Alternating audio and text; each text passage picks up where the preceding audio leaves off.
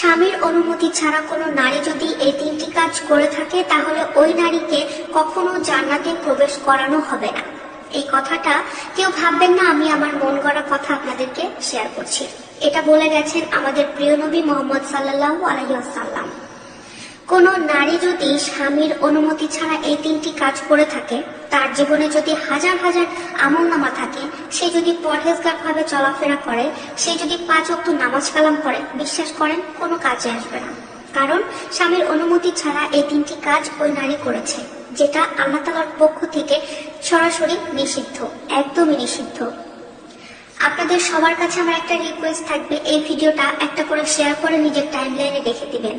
কারণ এই ভিডিওটা আপনাদের মা বোন বউদের সতর্কতা হিসেবে কাজে আসতে পারে। তাহলে চলুন জেনে আসা যাক কোন তিনটি কাজ স্বামীর অনুমতি ছাড়া কোনো নারী করতে পারবে না।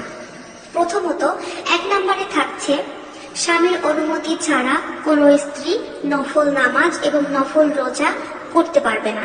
নফল নামাজ আর নফল রোজা সাধারণত আমরা করে থাকি ফরজ নামাজ বা ফরজ রোজার ঘাটতি পূরণ করার জন্য। একজন বিবাহিত নারী যদি নফল নামাজ বা নফল রোজা করতে চায় তাহলে তাকে অবশ্যই তার স্বামীর অনুমতি নিয়ে তারপরেই করতে হবে। 2 নম্বরে থাকছে, স্বামীর অনুমতি ছাড়া কোনো স্ত্রী কোথাও কখনো কোনো দান খয়রাতি করতে পারবে না। আমরা মুসলমান হিসেবে কিন্তু দান অবশ্যই আমাদের জন্য করতে হবে, কিন্তু কোনো বিবাহিত নারীর জন্য তার স্বামীর থেকে অনুমতি নিয়ে তারপরে কোথাও দান করতে হবে। স্বামীর অনুমতি ছাড়া যদি কোথাও কোনো নারী দান করে থাকে তাহলে সেটার জন্য আল্লাহ তাআলার কাছে জবাবদিহিতা করতে হবে। নারী হচ্ছে সেই জাত যে জাতিকে আল্লাহ তাআলা তৈরি করেছেন পুরুষ জাতির আনুগত্য করার জন্য। স্বামীর আনুগত্য থাকা একজন নারীর কর্তব্য। তাই কোনো কিছু দান করতে হলে কিংবা নফল নামাজ বা নফল রোজা করতে হলে অবশ্যই একজন স্ত্রী হিসেবে আপনাকে আপনার স্বামীর থেকে অনুমতি নিয়ে নিতে হবে।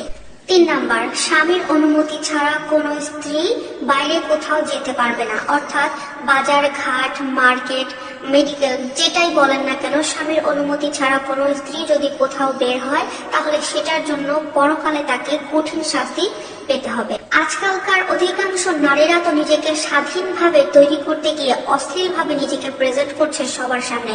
স্বামীকে আনুগত্য করা তো দূরের কথা, স্বামীকে ঠিকভাবে সম্মান পর্যন্ত তারা করতে পারছে না। স্বামীর আনুগত্য, স্বামীর হক, স্বামীর দায়িত্ব এগুলো ঠিকভাবে পালন না করে নিজেদের স্বাধীনতা নিয়ে, নিজেদের সবকিছু নিয়ে তারা ব্যস্ত হয়ে পড়েছে। এই সমস্ত কাজগুলো যে মা বোনরা করে থাকে তাদেরকে বলতে চাই, সময় থাকতে নিজেরা একটু হলেও শুধরে যাও, না হলে এখনকার সময় যা করতেছো কিন্তু পরকালে গিয়ে কোথাও পার পাবে না। পরকালে তোমাকে জবাবদিহিতা এবং শাস্তি ভোগ করতেই হবে। ভিডিওটি ভালো লাগলে শেয়ার করে সবাইকে দেখার সুযোগ করে দিন। আল্লাহ হাফেজ।